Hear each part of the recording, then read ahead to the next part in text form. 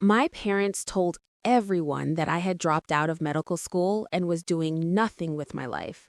What they didn't know was that 3 years later, the whole city would see my face on national television as chief surgeon, and they would be forced to watch it live.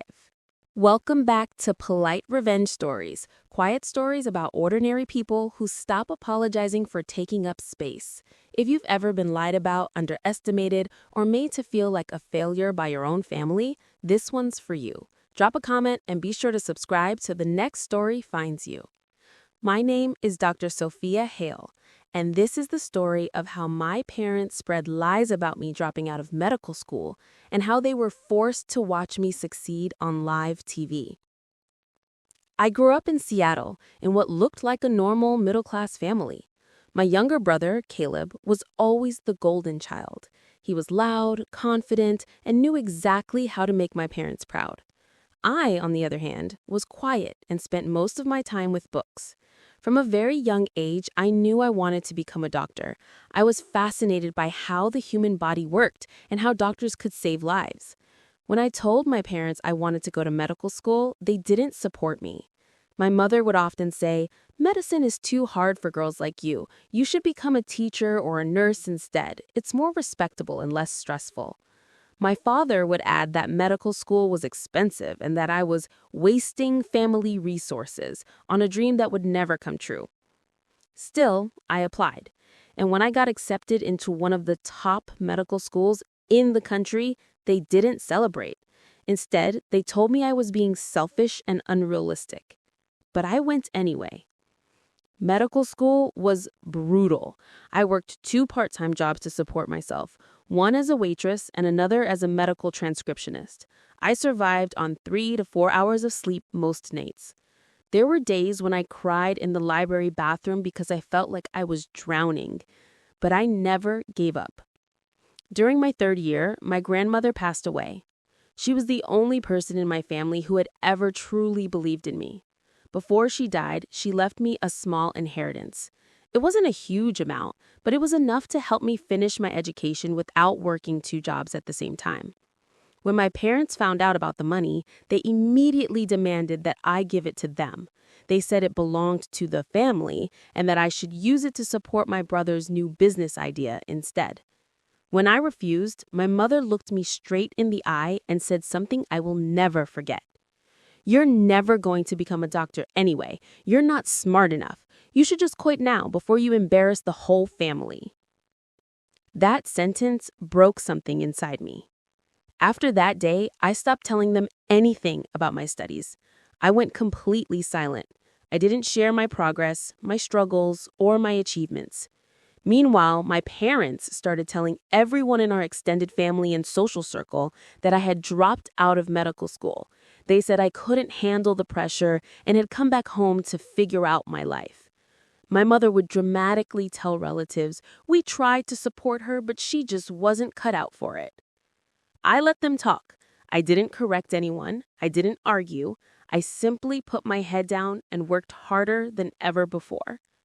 After years of sleepless nights, endless exams, and emotional breakdowns, I finally became a doctor. I chose to specialize in cardiothoracic surgery, one of the most difficult and demanding fields in medicine. I worked long hours, published research papers, and slowly built a reputation in the medical community. At the age of 34, I received an offer I had only dreamed of: the position of Chief of Cardiothoracic Surgery at one of the top hospitals in Seattle. I accepted. For almost a year, I kept my success completely hidden from my family. I didn't tell them anything. I even used a slightly different version of my name on professional platforms so they wouldn't find out. I wanted to finish what I started without their interference, their fake support, or their judgment. But everything changed one ordinary Tuesday afternoon. I was asked to appear on Channel 9, a local news channel, to speak about a new surgical technique I had developed that was saving lives in high-risk heart patients. It was an important opportunity for the hospital, and after some hesitation, I agreed. The interview was scheduled for 4 p.m. I had no idea that my parents were sitting in their living room that same afternoon watching television. When the interview ended, I thanked the anchor and left the studio feeling proud of myself. I had spoken confidently about my work and represented my hospital well. What I didn't know was that at that exact same moment, my parents were sitting in their living room, staring at the television screen in complete shock. My mother, Diane, had dropped the cup of tea she was holding. My father, Richard, sat up straight on the sofa with his mouth slightly open. My younger brother, Caleb, was also there and looked equally stunned. On the screen, the anchor had just thanked Dr. Sophia Hale, Chief of Cardiothoracic Surgery at Seattle General Hospital. My mother was the first one to speak. That can't be Sophia, she said in a shaky voice. They must have made a mistake. She dropped out of medical school. My father didn't reply immediately. He kept staring at the now blank television screen as if he was trying to process what he had just seen. My brother, Caleb, slowly turned to look at both of them. Mom, Dad, that was really her. That was Sophia. She's a chief surgeon. My mother stood up suddenly, her face turning red. No, this is not possible. She dropped out. We told everyone she dropped out. How can she be on television as a chief surgeon? My father finally stood up. His face had turned red with a mixture of shock and anger. She lied to us. That ungrateful girl lied to us for years. My mother started pacing around the living room. We need to call her right now. She has a lot of explaining to do. How could she do this to us? How could she hide something like this? She immediately picked up her phone and called me. My phone rang, but I didn't pick up. She called again and again. I kept rejecting the calls. After the 5th attempt, she sent me a long message. Mom, Sophia, call me right now. We saw you on TV. How could you do this to us? I read the message but didn't reply. 3 days later, they showed up at my apartment without any warning.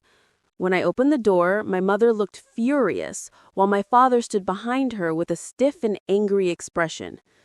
Sophia, we need to talk. I didn't invite them inside. I simply stood at the door and looked at both of them. There's nothing to talk about, I replied calmly. My father stepped forward.